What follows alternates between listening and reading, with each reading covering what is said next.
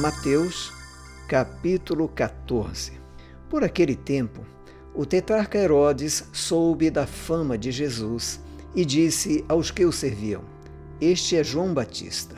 Ele ressuscitou dos mortos e por isso forças miraculosas operam nele. Porque Herodes, havendo prendido João, o amarrou e pôs na prisão por causa de Herodias, mulher do seu irmão Filipe. Pois João lhe dizia: Você não tem o direito de viver com ela. Embora Herodes quisesse matá-lo, tinha medo do povo, porque consideravam João como profeta. Mas quando chegou o dia do aniversário de Herodes, a filha de Herodias dançou diante de todos e agradou a Herodes. Este prometeu com juramento dar-lhe o que ela pedisse. Então ela, instigada por sua mãe, disse: Dê-me aqui, num prato, a cabeça de João Batista. O rei ficou triste, mas por causa do juramento e dos que estavam com ele à mesa, ordenou que o pedido fosse atendido. Assim, deu ordens para que João fosse decapitado na prisão. A cabeça foi trazida num prato e dada à jovem, que a levou à sua mãe. Então vieram os discípulos de João, levaram o corpo e o sepultaram. Depois foram e anunciaram a Jesus. Jesus, ouvindo isto, retirou-se dali num barco para um lugar deserto, à parte. Ao saberem disso, as multidões vieram das cidades, seguindo-o por terra. Ao desembarcar, Jesus viu uma grande multidão e compadeceu-se dela e curou os seus enfermos. Ao cair da tarde, os discípulos se aproximaram de Jesus e disseram: Este lugar é deserto e já é tarde. Mande as multidões embora, para que, indo pelas aldeias, comprem para si o que comer. Jesus, porém, lhes disse: Não precisam ir embora, deem vocês mesmos de comer a eles. Mas eles responderam: Não temos aqui senão 5 pães e 2 peixes. Então Jesus lhes disse: Tragam esses pães e peixes aqui para mim.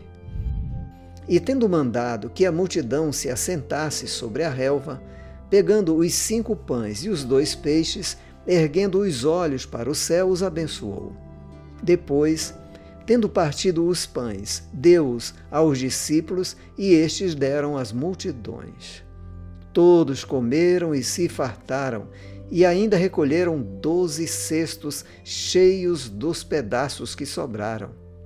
E os que comeram eram cerca de 5.000 homens, além de mulheres e crianças. Logo a seguir, Jesus fez com que os discípulos entrassem no barco e fossem adiante dele para o outro lado, enquanto ele despedia as multidões. E tendo despedido as multidões, ele subiu ao monte a fim de orar sozinho. Ao cair da tarde, lá estava ele só. Entretanto, o barco já estava longe, a uma boa distância da terra, açoitado pelas ondas, porque o vento era contrário. De madrugada, Jesus foi até onde eles estavam, andando sobre o mar.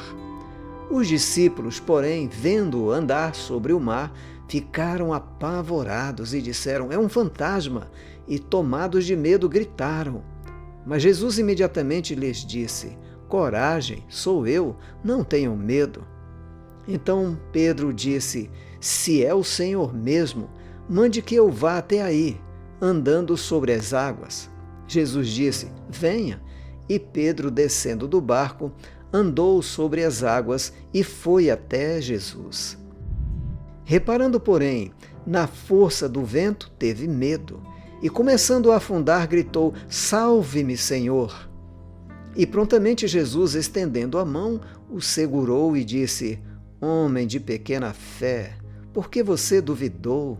Subindo ambos para o barco, o vento cessou, e os que estavam no barco o adoraram, dizendo: Verdadeiramente o Senhor é o Filho de Deus. Estando já no outro lado, chegaram à terra de Genezaré. Quando as pessoas daquela terra o reconheceram, mandaram avisar em todos aqueles arredores e lhe trouxeram todos os enfermos. E pediam-lhe que, ao menos, pudessem tocar na borda da sua roupa. E todos os que tocavam nela ficaram curados.